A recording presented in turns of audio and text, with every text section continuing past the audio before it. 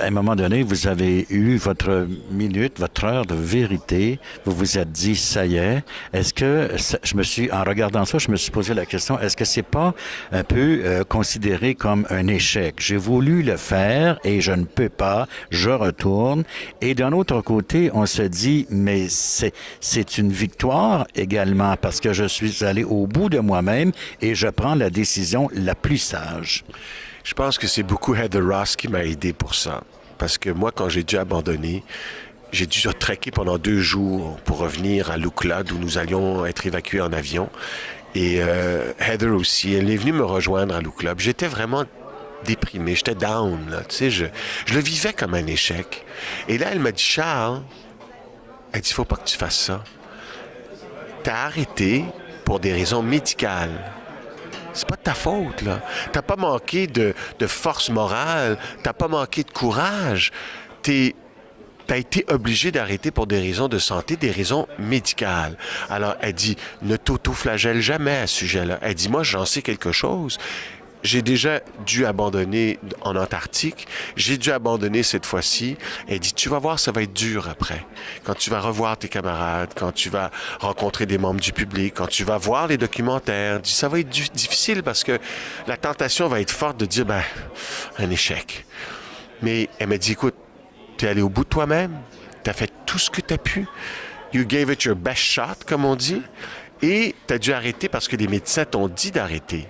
Donc, ne vois pas ça comme un échec. C'est un abandon pour raison médicale. Et ça m'a beaucoup aidé à surmonter le fait de ne pas avoir pu atteindre le sommet. Il a fallu que je fasse mon deuil. Ça a été très difficile. Et encore aujourd'hui, je trouve ça difficile et je ne vous cacherai pas que probablement toute ma vie, je me souviendrai de ça et je me dirais, j'aurais donc aimé atteindre le sommet. On vous a quand même vu encaisser la douleur avec beaucoup de courage et une certaine détermination. Merci. Et dites-moi, en terminant, il y a 2 personnes, justement, le docteur Heather Ross a dû arrêter également, et vous-même, mais tous les autres se sont rendus au sommet. Oui. Dale Shippen, le greffier du cœur de Heather Ross, est revenu avec elle pour l'accompagner parce qu'il avait peur qu'il lui arrive quelque chose. Il aurait probablement atteint le sommet. Il aurait, parce que, écoutez, je le regardais aller, là, c'était incroyable la forme physique de cet homme-là, qui a le cœur d'un autre. Mais à part Dale, Heather et moi, les autres baby boomers et autres membres de l'expédition ont atteint le sommet. Ça a été un moment très émouvant quand il a dit « Je ne peux pas, en mon âme et conscience, continuer. Je dois l'accompagner parce que un jour, elle m'a sauvé la vie. » Elle lui a vraiment sauvé la vie. Il était en arrêt cardiaque dans l'ascenseur de l'hôpital général de Toronto. Heather a commencé à le masser dans l'ascenseur. Elle l'a massé dans le couloir. Elle l'a massé jusqu'aux soins intensifs coronariens.